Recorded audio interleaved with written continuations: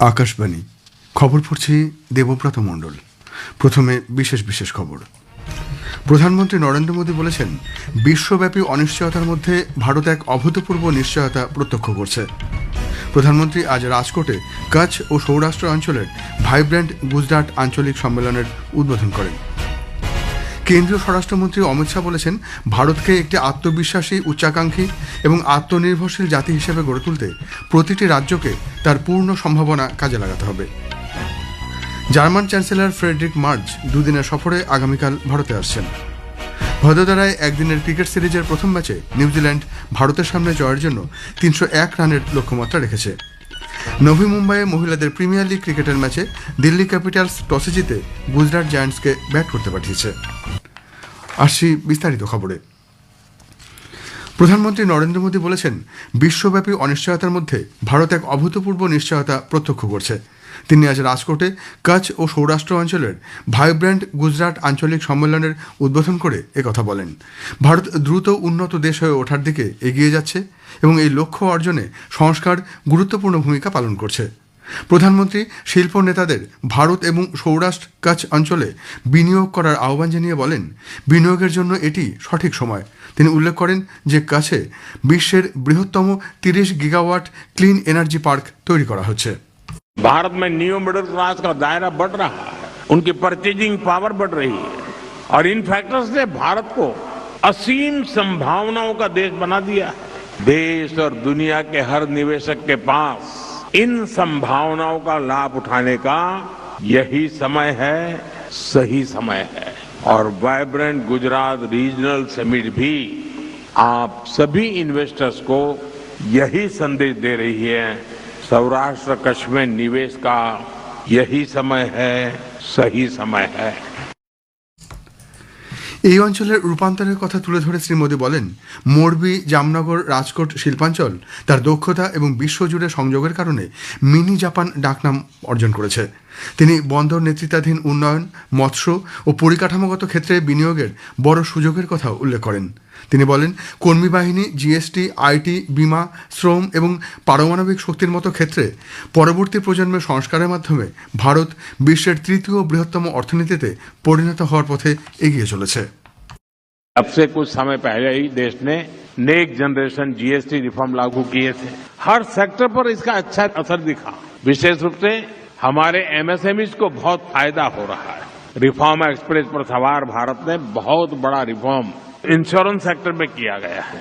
भारत ने ऐतिहासिक labour reforms को भी लागू कर दिया है। भारत को एश्योर्ड एनर्जी की बहुत जरूरत है और इसका बहुत बड़ा माध्यम न्यूक्लियर पावर है। इसको देखते हुए हमने न्यूक्लियर पावर सेक्टर में भी नेक्स्ट जनरेशन रिफॉर्म किया है। সৌরাষ্ট্র ও কচ্ছ অঞ্চলে শিল্প বৃদ্ধির বিকেন্দ্রীকরণের লক্ষ্যে অনুষ্ঠিত 4টি ভাইব্র্যান্ট গুজরাট আঞ্চলিক অনুষ্ঠানের মধ্যে এই সম্মেলনটি দ্বিতীয়। এর লক্ষ্য সৌরাষ্ট্র ও কচ্ছের 12টি পশ্চিমাঞ্চলীয় জেলায় বিনিয়োগ, উদ্ভাবন এবং বৃদ্ধি ত্বরান্বিত করা। এই উপলক্ষে প্রধানমন্ত্রী সৌরাষ্ট্রের 7টি জেলায় 13টি গ্রিনফিল্ড স্মার্ট শিল্প এস্টেট ভার্চুয়ালি সূচনা করেন এবং রাজকোটে একটি বিশেষ মেডিকেল ডিভাইস পার্ক উদ্বোধন করেন।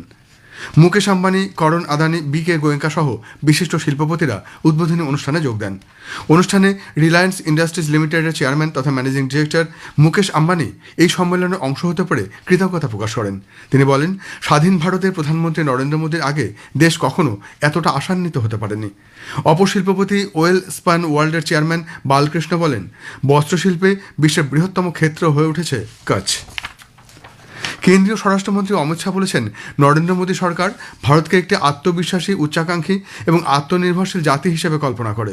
এই লক্ষ্য অর্জনের জন্য প্রতিটি রাজ্যকে তার পূর্ণ সম্ভাবনা কাজে লাগাতে হবে। তিরুবনন্তপুরমে নিউ ইন্ডিয়া নিউ কেরালা কনক্লেভের উদ্বোধন করে তিনি আয়ুর্বেদ, তথ্য প্রযুক্তি, পর্যটন এবং ক্রীড়াক্ষেত্রে কেরালার পারফরমেন্সের প্রশংসা করেন। তিনি বলেন, এলডিএফ এবং ইউডিএফ সরকারের কারণে সৃষ্ট রাজনৈতিক স্থবিরতা কাটিয়ে উঠতে বিজেপি নেতৃত্বাধীন এনডিএর অধীনে রাজ্যের নতুন নেতৃত্বের প্রয়োজন হয়ে উঠেছে। यूडीएफ और एलडीएफ न हमारी आस्थाओं को सुरक्षित रख सकते हैं, न केरल को सुरक्षित रख सकते हैं, न केरल को विकसित बना सकते। और मैं आज केरल की जनता को बताने आया हूं कि पूरी दुनिया में कम्युनिस्ट पार्टियां खत्म हो गई और पूरे देश में कांग्रेस खत्म हो रही। अब केरल के विकास का रास्ता नरेंद्र मोदी जी के नेतृत्व में एनडीए में ही है। তিনি শবরীমালা সোনাচুরি মামলার তদন্ত একটি নিরপেক্ষ সংস্থার কাছে হস্তান্তরের দাবি জানান। দুর্নীতির মামলায় দুই দলই একে অপরকে রক্ষা করছে বলে তিনি অভিযোগ করেন। পরে মন্ত্রী রাজ্যের স্থানীয় সংস্থাগুলির নবনির্বাচিত বিজেপির প্রতিনিধিদের সাথে দেখা করেন। এর আগে তিনি তিরুবনন্তপুরমের শ্রী পদ্মনাভ স্বামী মন্দিরে প্রার্থনা করেন। বিজেপি কলকাতায় রাজনৈতিক পরামর্শদাতা সংস্থা আইপ্যাকের অফিসে এনফোর্সমেন্ট ডিরেক্টরেট ইডি অভিযানের সময় তৃণমূল কংগ্রেস প্রধান এবং পশ্চিমবঙ্গের মুখ্যমন্ত্রী মমতা ব্যানার্জি হস্তক্ষেপের সমালোচনা করেছে। নতুন দিল্লিতে সাংবাদিকদের মুখোমুখি হয়ে বরিষ্ঠ বিজেপি নেতা রবিশঙ্কর প্রসাদ মুখ্যমন্ত্রীর ভূমিকা নিয়ে প্রশ্ন তুলে বলেছেন যে এটি কোনো টিএমসি অফিস নয় বা কোনো দলের নেতার বাসভবনও নয়।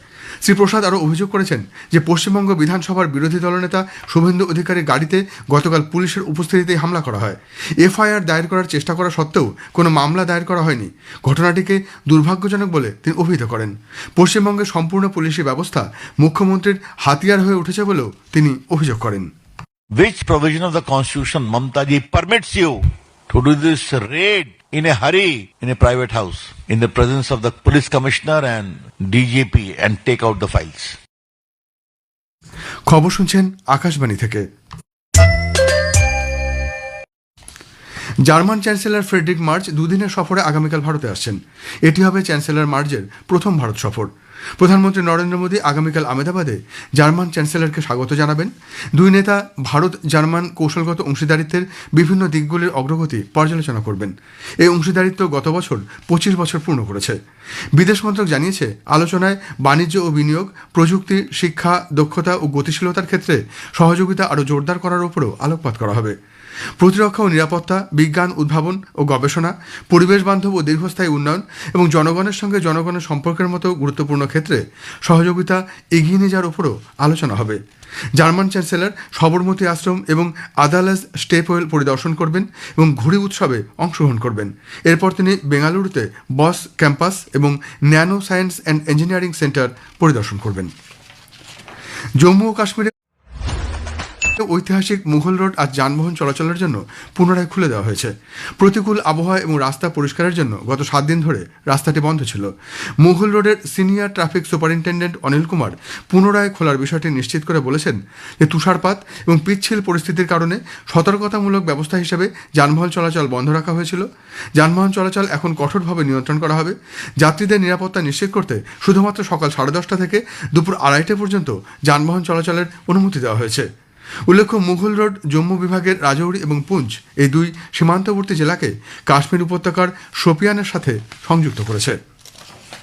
পশ্চিমবঙ্গে ভোটার তালিকার বিশেষ নিবিড় সংশোধন এসআইআরে বাসস্থান এবং পরিচয় জ্ঞাপক বৈধ নথি হিসেবে চা বাগান এবং সিংকোনা বাগানের শ্রমিক কর্মচারীদের কর্মসংক্রান্ত রেকর্ড বা নথিকে মান্যতা দিল নির্বাচন কমিশন। বিজেপির পক্ষ থেকে উত্তরবঙ্গের জেলাগুলির চা ও সিংকোনা বাগানে কর্মরতদের ওই নথিকে এক্ষেত্রে মান্যতা দেওয়ার জন্য নির্বাচন কমিশনের কাছে আবেদন জানানো হয়েছিল। তাতে স্বীকৃতি দিয়ে কমিশনের এই সিদ্ধান্ত। উত্তরবঙ্গের জেলাগুলির যেসব কঠোর পরিশ্রমী আদিবাসী সম্প্রদায়ের মানুষজন, বনবাসী এবং বাগান কর্মীরা সুদীর্ঘ সময় রাজ্য সরকারের উদাসীনতায় তাদের গণতান্ত্রিক অধিকার থেকে বঞ্চিত হচ্ছিলেন, এই ঐতিহাসিক সিদ্ধান্তকে তারা উপকৃত হবেন। তীব্র শীতের প্রকোপ উপেক্ষা করে ভোর থেকে পশ্চিমবঙ্গে গঙ্গাসাগর মেলা শুরু হয়েছে নানা ধর্মীয় আধ্যাত্মিক অনুষ্ঠান। সাগরতট এলাকায় আয়োজিত সাগর প্রবচনে ধর্মীয় গুরুরা মানব জীবনে ধর্ম ও নৈতিকতা ও সম্প্রীতির মূল বার্তা তুলে ধরছেন। ইরানে দেশ জুড়ে চলা সরকার বিরোধী আন্দোলন আজ দ্বিতীয় সপ্তাহে পড়ল। বিক্ষোভ আন্দোলনে হিংসার ঘটনায় এ পর্যন্ত 116 জনের মৃত্যু হয়েছে বলে বিক্ষোভকারীদের দাবি। মার্কিন যুক্তরাষ্ট্রের একটি মানবাধিকার সংগঠন জানিয়েছে, দেশ জুড়ে ইন্টারনেট এবং ফোন পরিষেবা বন্ধ থাকায় সঠিক মৃতের সংখ্যা জানা যাচ্ছে না।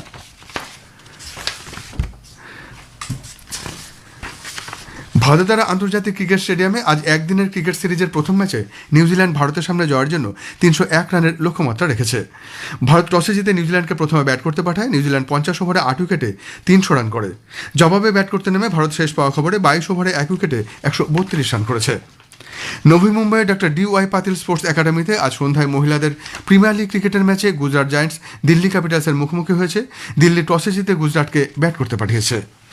শেষ করার আগে বিশেষ খবর আরেকবার। প্রধানমন্ত্রী নরেন্দ্র মোদী বলেছেন, বিশ্বব্যাপী অনিশ্চয়তার মধ্যে ভারত এক অভূতপূর্ব নিশ্চয়তা প্রত্যক্ষ করছে। প্রধানমন্ত্রী আজ রাজকোটে কচ্ছ ও সৌরাষ্ট্র অঞ্চলের ভাইব্রেন্ট গুজরাট আঞ্চলিক সম্মেলনের উদ্বোধন করেন। জার্মান চ্যান্সেলর ফ্রেডরিক মার্চ দুদিনের সফরে আগামীকাল ভারতে আসছেন। খবর এখনকার মতো এ পর্যন্ত। এরপর 7:50 শুনুন স্থানীয় সংবাদ।